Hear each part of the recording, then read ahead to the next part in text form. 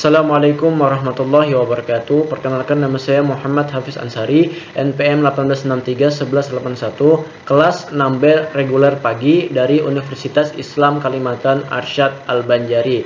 Nah, di sini saya akan menjelaskan bagaimana gambaran umum tentang manajemen proyek perangkat lunak. Oke, langsung saja kita mulai. Nah, yang pertama yaitu apa itu manajemen. Dari Henry Fayol mengatakan bahwa manajemen merupakan sebuah proses pengorganisasian, perencanaan, pengkoordinasian, dan kontrol atau pengawasan sumber daya yang ada guna mencapai suatu tujuan yang efektif dan efisien. Nah, di sini dijelaskan oleh Henry Fayol bahwa bila kita ingin membangun suatu perusahaan atau usaha, kita harus mempunyai sebuah manajemen yang baik, karena di situ akan diproses pengorganisasiannya, perencanaannya, pengkoordinasiannya, dan juga akan dilakukan kontrol atau pengawasan kepada sumber daya yang ada. Kemudian yang kedua yaitu apa sih itu proyek? Dari Munir melalui buku A Guide to the Project Management Body of Knowledge, proyek adalah usaha sementara dalam mengerjakan sesuatu untuk mencapai atau menyelesaikan tujuan yang unik, dilakukan satu kali, satu waktu, satu cara, satu pihak, dan dalam lingkungan yang sama. Kalau maksud dari proyek tersebut begitu, maka untuk mendapatkan proyek kita harus memulai proyek baru dengan informasi yang baru, baik tujuan, waktu, cara, objek, serta lingkungan yang baru. Namun, ada juga yang menjelaskan bahwa yang disebut proyek bersifat sementara, dibatasi oleh waktu, mulai dan akhir, lokasi yang jelas dan ditentukan, serta dibatasi oleh sumber daya lainnya. Kemudian menurut Fred Brooks menyatakan bahwa produk dari proyek software mempunyai beberapa karakteristik yang membuatnya berbeda. Satu cara untuk mengenali manajemen proyek software adalah dengan suatu proses yang membuat sesuatu terlihat dari yang tidak terlihat. Kemudian dia membaginya dalam 3 tahap, yaitu 3 macam, yaitu yang pertama invisibility. Ketika bangunan fisik dari suatu jembatan atau jalan dibangun, maka kemajuannya dapat terlihat. Tapi pada proyek software, kemajuannya tidak dapat mudah terlihat. Bisa saja tampilannya bagus, tapi di dalamnya tidak bagus. Kemudian yang kedua, complexity, yaitu harga yang dimiliki tidak dapat dengan mudah dihitung. Produk proyek software memiliki lebih banyak kompleksitas daripada bangunan proyek yang lain. Yang ketiga, flexibility, mudah karena software dapat berubah dengan mudah. Hal dapat juga dilihat sebagai kelebihannya. Hal ini berarti tampilan sistem software secara fisik atau organisasi sistem seperti yang diharapkan sangat perlu.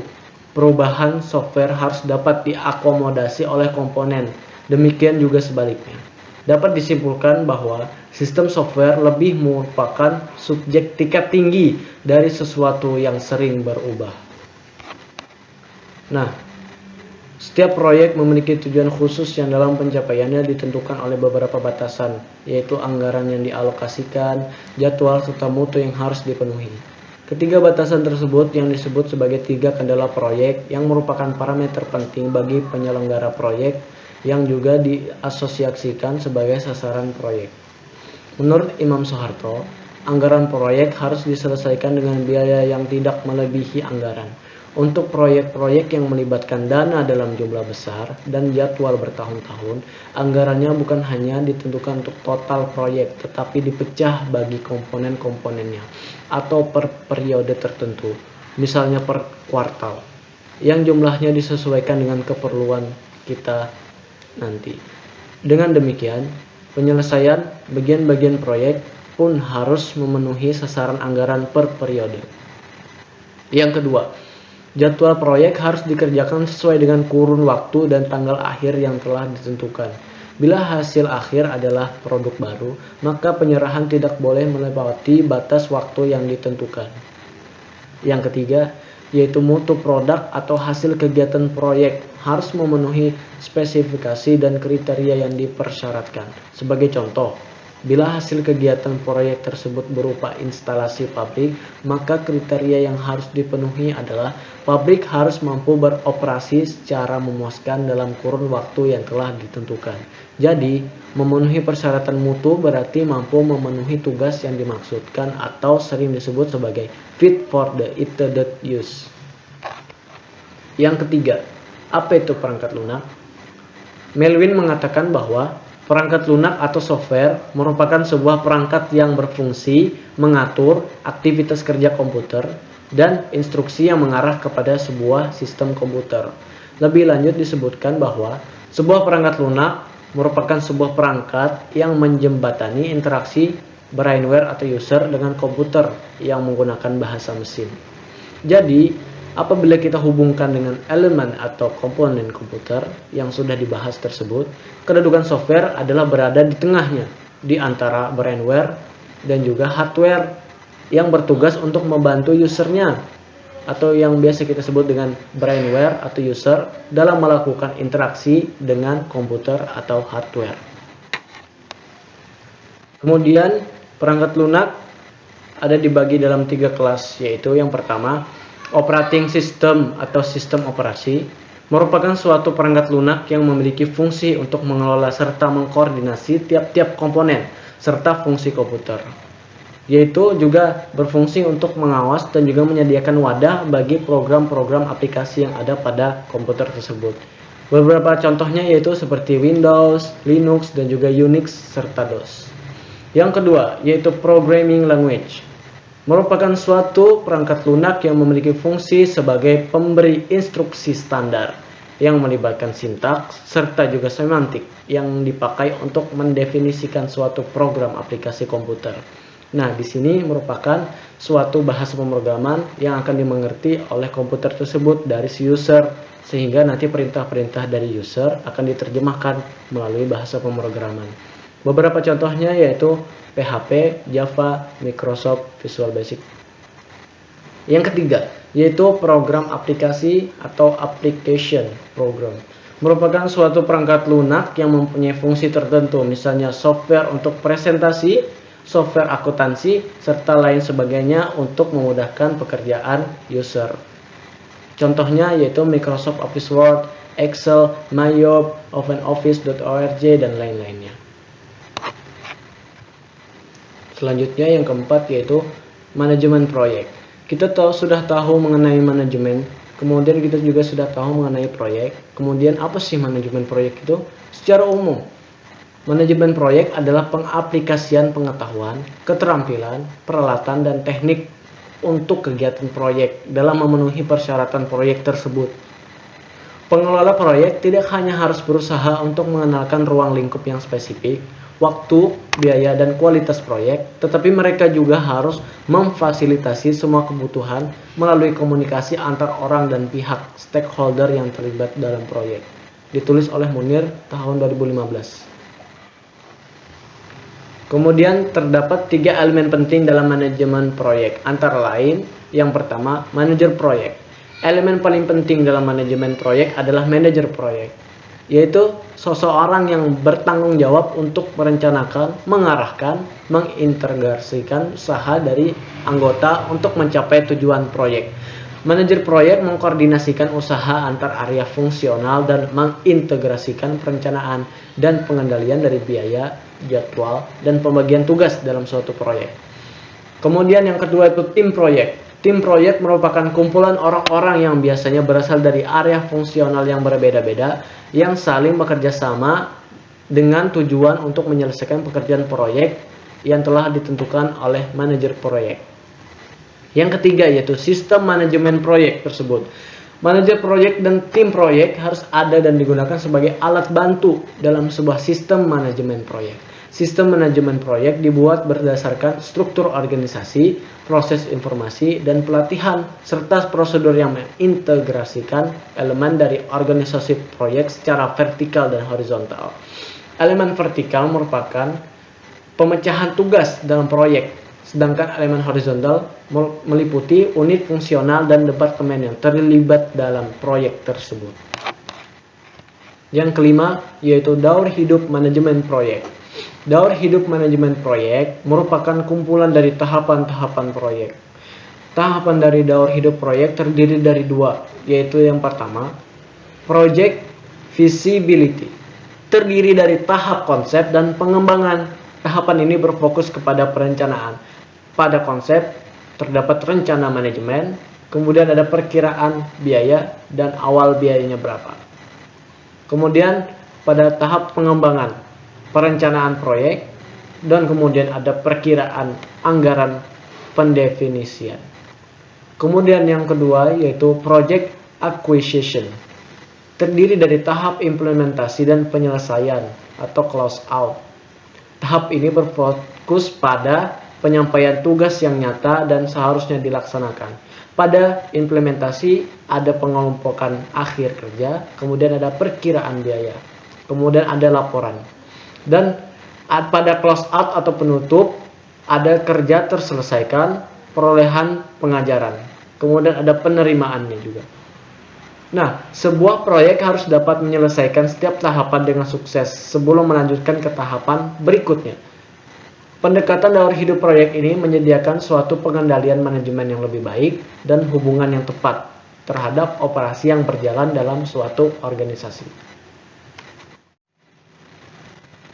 Yang keenam yaitu System Development Life Cycle. Menurut Profesor Dr. Sri Mulyani, SDLC adalah proses logika yang digunakan oleh seorang analis sistem untuk mengembangkan sebuah sistem informasi yang melibatkan requirement, validation, training, dan pemilik sistem. Di mana ini merupakan tahapan-tahapan untuk mengembangkan sistem daur hidup tersebut. Dan metode yang paling sering digunakan adalah metode waterfall. Yang ketujuh, model waterfall. Metode air terjun atau yang sering disebut metode waterfall sering dinamakan siklus hidup klasik atau classic life cycle, di mana hal ini menggambarkan pendekatan yang sistematis dan juga berurutan pada pengembangan perangkat lunak. Dimulai dengan spesifikasi kebutuhan pengguna, lalu berlanjut melalui tahapan-tahapan perencanaan atau planning, permodelan atau modeling, kemudian konstruksi atau construction, serta penyerahan sistem ke para pelanggan atau pengguna, deployment, yang diakhiri dengan dukungan pada perangkat lunak lengkap yang dihasilkan, menurut Pressman. Dan juga kelebihan model waterfall yaitu menggunakan metode air terjun atau waterfall adalah metode ini memungkinkan untuk departementalisasi dan kontrol proses pengembangan model fast one by one sehingga meminimalis kesalahan yang mungkin akan terjadi. Pengembangan bergerak dari konsep yaitu melalui desain, implementasi, pengujian, instalasi, penyelesaian masalah, dan berakhir di operasi dan juga pemeliharaan. Dan juga model waterfall ini mempunyai kekurangan, yaitu ketika menggunakan metode waterfall, metode ini tidak memungkinkan untuk banyak revisi jika terjadi kesalahan dalam prosesnya. Karena setelah aplikasi ini dalam tahap pengujian, sulit untuk kembali lagi dan mengubah sesuatu yang tidak terdokumentasi dengan baik dalam tahap konsep sebelumnya. Menurut Roger S. Pressman, dalam pengembangannya metode waterfall memiliki beberapa tahapan yang berurut, yaitu yang pertama requirement analysis, yaitu kebutuhan apa yang kita pakai, kemudian kita analisis apakah itu perlu atau tidak. Yang kedua yaitu system design, yaitu perancangan sistem. Sistem apa yang bagus untuk proyek kita tersebut agar sesuai dengan apa yang kita mau. Yang ketiga yaitu implementation atau pelaksanaannya. Kita harus laksanakan apa yang telah kita desain atau rancang tersebut. Yang keempat yaitu integration dan testing, yaitu proses penggabungan dan juga uji coba. Yang kelima yaitu operation dan maintenance, yaitu pengoperasian dan juga pemeliharaan dari proyek kita tersebut apabila sudah sesuai dengan apa yang kita mau. Yang ke-8 yaitu ada 9 area pengetahuan manajemen project. Ada 9 area pengetahuan dalam project management berdasarkan buku Project Management Body of Knowledge Guide edisi keempat. Yaitu yang pertama Project Integration Management, yaitu proses yang dibutuhkan untuk menjamin semua elemen proyek terkoordinasi dengan baik. Yaitu bentuk penyampaiannya secara project charter, project plan, change request, dan juga work result. Kemudian ada project scope management, adalah proses yang dibutuhkan untuk menjamin bahwa semua pekerjaan yang dibutuhkan telah didefinisikan di dalam proyek dan hanya memuat pekerjaan yang harus diselesaikan. Bentuk penyampaiannya yaitu dalam scope statement, work breakdown, structure, formal acceptance. Kemudian ada project time management, yaitu proses yang dibutuhkan untuk menjamin proyek selesai sesuai waktu, yaitu bentuk penyampaiannya secara network diagram, text estimates, project schedules. Kemudian ada project cost management, adalah proses yang dibutuhkan untuk menjamin bahwa proyek akan memakan biaya sesuai dengan yang disetujui, yaitu bentuk penyampaiannya berupa research requirement. Kemudian ada cost estimate, ada pula project budget. Selanjutnya ada project quality management, yaitu proses yang dibutuhkan untuk menjamin bahwa proyek akan memberikan hasil sesuai dengan kebutuhan yang telah ditentukan. Bentuk penyampaiannya secara quality management plan, checklist, dan quality reviews. Project human resource management, proses yang dibutuhkan untuk membuat tim yang terlibat dapat bekerja dengan baik dan efektif. Bentuk penyampaiannya berupa role and responsibility matrix, kemudian organization chart, kemudian performance evaluation. Kemudian ada project communication management, yaitu proses yang dibutuhkan untuk meyakinkan bahwa informasi proyek sesuai dan tepat waktu dari sisi pembuatan, pengumpulan, diseminasi, penyimpanan, dan disposisi. Bentuk penyampaiannya secara communication plan, status report, presentation, lesson learned. Kemudian ada project risk management, yaitu proses yang berkaitan dengan mengidentifikasi, menganalisa, dan merespon risiko yang mungkin muncul di dalam proyek tersebut. Kemudian dalam bentuk penyampaiannya yaitu risk management plan, risk response plan, risk log. Kemudian ada project procurement management, yaitu proses yang dibutuhkan untuk memperoleh material dan layanan dari luar organisasi. Bentuk penyampaiannya yaitu secara procurement plan, kemudian statement of work, kemudian proposal, kemudian ada kontrak. Ini adalah gambaran dari 9 area pengetahuan manajemen proyek. Itu tadi adalah gambaran umum dari manajemen proyek perangkat lunak. Semoga kalian bisa mengerti dan juga menjadi tahu apa sih itu manajemen proyek perangkat lunak. Cukup sekian dari saya, salah hilap mohon maaf. Wassalamualaikum warahmatullahi wabarakatuh.